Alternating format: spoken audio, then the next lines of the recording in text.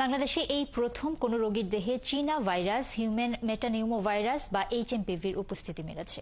একজন নারীর দেহে ভাইরাসটি শনাক্ত হয়েছে বলে নিশ্চিত করেছে স্বাস্থ্য অধিদপ্তরের রোগ নিয়ন্ত্রণ বিভাগ।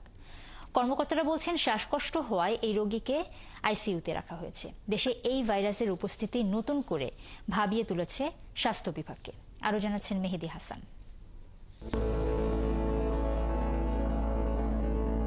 করোনা মহামারীর পর বিশ্বে নতুন করে আতঙ্ক ছড়াচ্ছে এইচএমপিভি।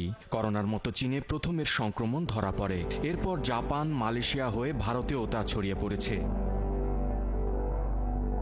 এবার ভাইরাসটি শনাক্ত হলো বাংলাদেশেও। ঢাকার মহাখালী সংক্রামক ব্যাধি হাসপাতালের এই আইসিইউতে চীনা ভাইরাস হিউম্যান মেটা নিউমো ভাইরাস বা এইচএমপিভিতে আক্রান্ত ৩০ বছরের এক নারী চিকিৎসাধীন।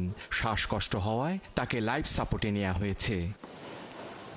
রোগীর স্বজনরা বলছেন, প্রথমে এই রোগী নরসিংদীতে চিকিৎসাধীন ছিলেন। এরপর কাশি ও শ্বাসকষ্টের মতো সমস্যাগুলো জটিল হলে তাকে প্রথমে ঢাকার সেন্ট্রাল হাসপাতালে আনা হয়। সেখান থেকে স্কয়ার হাসপাতালে স্বাস্থ্য পরীক্ষার জন্য নমুনা পাঠানো হয়। সেই পরীক্ষায় এইচএমপিভি শনাক্ত হলে মহাখালী সংক্রামক ব্যাধি হাসপাতালে নেওয়া হয়। তবে এই রোগীর বিদেশ ভ্রমণের রেকর্ড নেই বলছেন স্বাস্থ্য অধিদপ্তরের কর্মকর্তারা। একটা হচ্ছে এইচএমপিভি আর একটা হচ্ছে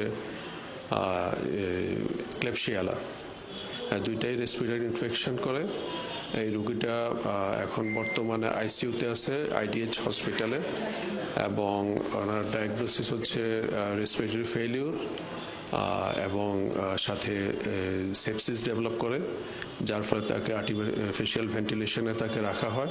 চিকিৎসকরা বলছেন, পিসিআর টেস্ট ছাড়া এই ভাইরাস শনাক্ত করা সম্ভব নয়। এ কারণে ঢাকা ছাড়া অন্য বিভাগ বা জেলা হাসপাতালে পরীক্ষা করার সুযোগ নেই। তবে শ্বাসকষ্টের জটিলতাকে সামনে রেখে এই বিশেষ পরীক্ষার পরামর্শ দিচ্ছেন চিকিৎসকরা। আমাদের এই কাজের পরিধিটা খুব বেশি বড় না, সেজন্য যে আমরা অনেক কেস পেয়েছি তা না, কারণ আমাদের পেশেন্টের সংখ্যা কম ছিল, তার মধ্যে আমরা ডিটেকশন করেছি। যারা ভালনারেবল গ্রুপ, যাদের বয়স কম, শিশু 5 বছর নিচে এবং বয়স্ক যাদের বয়স 60-65-র উপরে, কিংবা যাদের ইমিউনিটিটা কম থাকে, রোগ প্রতিরোধ ক্ষমতা থাকে, তাদের এটা মারাত্মক আকার ধারণ করতে পারে।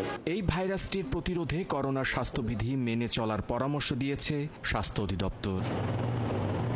মেহেদী হাসান, ৭১, ঢাকা।